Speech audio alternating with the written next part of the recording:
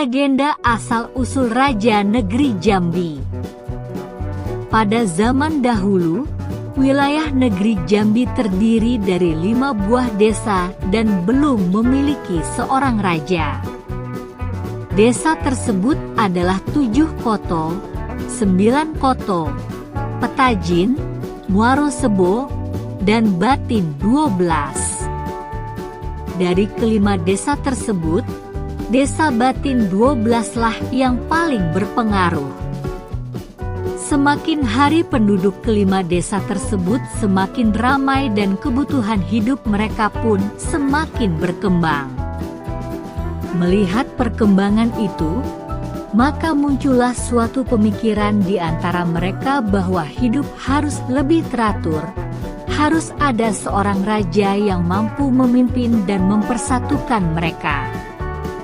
Untuk itu, para sesepuh dari setiap desa berkumpul di Desa Batin 12 yang terletak di kaki Bukit Siguntang, sekarang Dusun Muko-Muko, untuk bermusyawarah. Sebelum kita memilih seorang raja di antara kita, bagaimana kalau terlebih dahulu kita tentukan kriteria raja yang akan kita pilih? Menurut kalian, apa kriteria raja yang baik itu? Tanya sesepuh dari Desa Batin 12 membuka pembicaraan dalam pertemuan tersebut. Menurut saya, seorang raja harus memiliki kelebihan di antara kita, jawab sesepuh dari Desa 7 Koto. Ya, benar. Seorang raja harus lebih kuat, baik lahir maupun batin, tambah sesepuh dari Desa Petajin. Saya sepakat dengan pendapat itu. Kita harus memilih raja yang disegani dan dihormati, sahut sesepuh dari Desa Muaro Sebo. Apakah kalian semua setuju dengan pendapat tersebut? Tanya sesepuh dari Desa Batin 12. Setuju, jawab peserta rapat serentak. Akhirnya, mereka bersepakat tentang kriteria raja yang akan mereka pilih, yakni harus memiliki kelebihan di antara mereka. Tapi, bagaimana kita dapat mengetahui kelebihan masing-masing di antara kita? Tanya sesepuh dari Desa 9 Koto. Kalau begitu, setiap calon pemimpin harus kita uji kemampuannya, jawab sesepuh Desa Batin 12. Bagaimana caranya? Tanya sesepuh Desa Petajin penasaran. Setiap calon harus melalui 4 ujian, yaitu dibakar, direndam di dalam air mendidih selama 7 jam, dijadikan peluru meriam dan ditembakkan, dan digiling dengan kilang besi. Siapapun yang berhasil melalui ujian tersebut, maka dialah yang berhak menjadi raja. Apakah kalian setuju? Tanya sesepuh Desa Batin 12. Semua peserta rapat setuju dan siap untuk mencari seorang calon raja. Mereka bersepakat untuk melaksanakan ujian tersebut dalam 3 hari kemudian di Desa Batin 12. Dengan penuh semangat, seluruh sesepuh kembali ke desa masing-masing untuk menunjuk salah seorang warganya untuk mewakili desa mereka dalam ujian tersebut. Tentunya masing-masing desa berharap memenangkan ujian tersebut. Oleh karena itu, mereka akan memilih warga yang dianggap paling sakti di antara mereka. Waktu pelaksanaan ujian pun tiba. Semua warga dari kelima desa telah berkumpul di Desa Batin 12 untuk menyaksikan lomba adu kesaktian yang mendebarkan itu. Setiap desa telah mempersiapkan wakilnya masing-masing. Sebelum perlombaan dimulai, Peserta yang akan tampil pertama dan seterusnya diundi terlebih dahulu. Setelah diundi, rupanya undian pertama jatuh kepada utusan dari Desa 9 Koto. Wakil desa itu pun masuk ke tengah gelanggang untuk diuji. Ia pun dibakar dengan api yang menyala-nyala, tapi tubuhnya tidak hangus dan tidak kepanasan. Ujian kedua, ia direndam di dalam air mendidih, namun tubuhnya tidak melepuh sedikit pun. Ujian ketiga, ia dimasukkan ke dalam mulut meriam lalu disulut dengan api dan ditembakkan. Ia pun terpental dan jatuh beberapa depa. Ia segera bangun dan langsung berdiri tegak seperti tidak terjadi apa-apa. Seluruh penonton kagum menyaksikan kehebatan wakil dari Desa 9 Koto itu. Ketika memasuki ujian terakhir, tiba-tiba suasana menjadi hening. Seluruh penonton menjadi tegang, karena ujian yang terakhir ini adalah ujian yang paling berat. Jika kesaktian wakil dari Desa 9 Koto itu kurang ampuh, maka seluruh tulangnya akan hancur dan remuk. Ternyata benar, belum sempat penggilingan itu menggiling seluruh tubuhnya, orang itu sudah meraung kesakitan, karena tulang-tulangnya hancur dan remuk. Penggilingan pun segera dihentikan. Wakil dari Desa 9 Koto itu dinyatakan tidak lulus ujian dan gagal menjadi Raja Jambi. Ujian berikutnya jatuh kepada wakil dari Desa 7 Koto. Wakil dari Desa 7 Koto dipersilahkan untuk memasuki gelanggang, kata salah seorang panitia mempersilahkan. Setelah beberapa saat menunggu, wakil dari Desa 7 Koto belum juga maju. Mana wakil dari Desa 7 Koto? Ayo, maju, seru salah seorang panitia. Kalau tidak berani, lebih baik mundur saja, tambahnya. Merasa dilecehkan oleh panitia, calon dari Desa 7 Koto pun segera maju. Siapa takut? Kami dari Desa 7 Koto dak kenal kato undur, dak kenal kato menyerah. Seru wakil Desa 7 Koto itu dengan nada menantang. Calon raja dari Desa 7 Koto pun diuji. Ia berhasil melalui ujian pertama hingga ujian ketiga.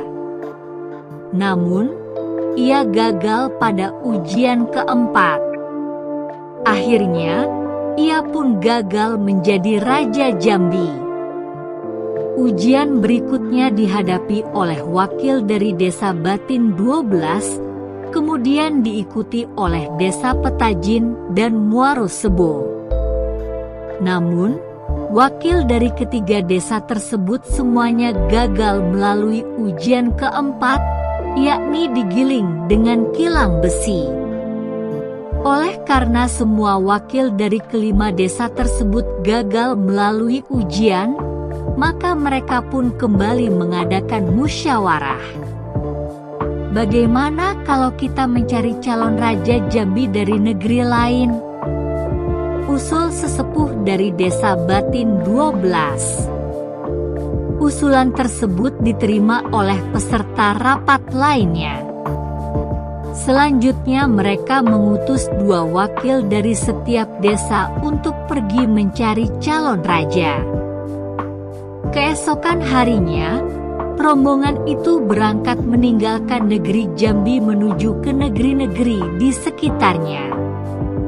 Di setiap negeri yang disinggahi, mereka menanyakan siapa yang bersedia menjadi Raja Jambi dan tidak lupa pula mereka menyebutkan persyaratannya, yaitu harus mengikuti keempat ujian tersebut. Sudah berpuluh-puluh negeri mereka singgahi, namun belum menemukan seorang pun yang bersedia menjadi Raja Jambi, karena tidak sanggup menjalani keempat ujian tersebut. Rombongan itu pun kembali mengadakan musyawarah. Kita kembali saja ke negeri Jambi. Mustahil ada orang yang mampu memenuhi syarat itu untuk menjadi Raja Jambi, keluh wakil desa Petijan. Sabar, saudara. Kita jangan cepat putus asa. Kita memang belum menemukan calon Raja Jambi di beberapa negeri yang dekat ini. Tetapi, saya yakin bahwa di negeri jauh sana kita akan menemukan orang yang kita cari, kata wakil desa Muaro Sebo. Apa maksudmu? Tanya wakil desa Petijan penasaran. Kita harus mengarungi samudera yang luas itu, jawab wakil desa Muaro Sebo dengan tenang. Kami setuju, sahut wakil dari desa Batin 12, 7 koto, dan 9 koto. Kalau begitu, kami juga setuju, kata wakil desa Petijan. Akhirnya, rombongan itu bertekad untuk mengarungi samudera di ujung Pulau Sumatera. Setelah mempersiapkan segala keperluan, berangkatlah rombongan itu dengan menggunakan dendang, perahu besar. Setelah berhari-hari diombang-ambing oleh gelombang laut di tengah samudera yang luas itu, mereka pun tiba di negeri Keling, India. Mereka berkeliling di negeri Keling yang luas itu untuk mencari orang yang bersedia menjadi Raja Negeri Jambi dengan ujian yang telah mereka tentukan. Semua orang yang mereka temui belum ada yang sanggup menjalani ujian berat itu. Pada suatu hari, mereka mendengar kabar bahwa di sebuah kampung di negeri Keling, ada seseorang yang terkenal memiliki kesaktian yang tinggi. Akhirnya, mereka pun menemui orang sakti itu. Permisi, Tuan. Kami adalah utusan dari negeri Jambi. Negeri kami sedang mencari seorang raja yang akan memimpin negeri kami, tapi dengan syarat harus lulus ujian. Apakah Tuan bersedia? Tanya salah seorang dari rombongan itu sambil menceritakan ujian yang harus dijalani calon raja itu. Saya sanggup menjalani ujian itu, jawab orang itu. Rombongan itu segera membawa calon raja itu pulang ke negeri Jambi. Setelah menempuh perjalanan selama berminggu-minggu, tibalah mereka di negeri Jambi. Orang sakti itu disambut gembira oleh rakyat Jambi. Mereka berharap bahwa calon yang datang dari seberang lautan itu benar-benar orang yang sakti, sehingga lulus dalam ujian itu dan menjadi raja mereka. Keesokan harinya, orang sakti itu pun diuji. Seperti halnya calon-calon raja sebelumnya, orang sakti itu pertama-tama dibakar dengan api yang menyala-nyala. Orang Keling itu benar-benar sakti, tubuhnya tidak hangus, bahkan tidak satu pun bulu romanya yang terbakar. Setelah diuji dengan ujian kedua dan ketiga, orang itu tetap tidak apa-apa.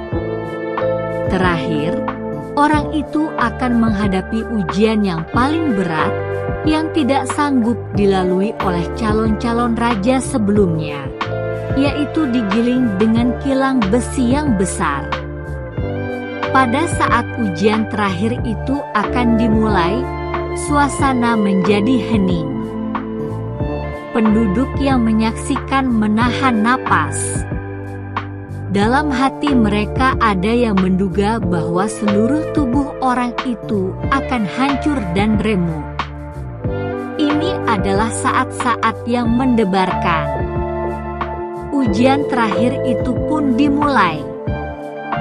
Pertama-tama, kedua ujung jari-jari kaki orang keling itu dimasukkan ke dalam kilang besi.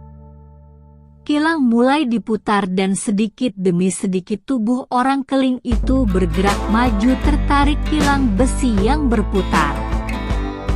Semua penduduk yang menyaksikannya menutup mata. Mereka tidak sanggup melihat tubuh orang keling itu remuk. Namun apa yang terjadi? Mereka yang sedang menutup mata tidak mendengarkan suara jeritan sedikit pun. Tetapi justru suara ledakan dahsyatlah yang mereka dengarkan. Mereka sangat terkejut saat membuka mata.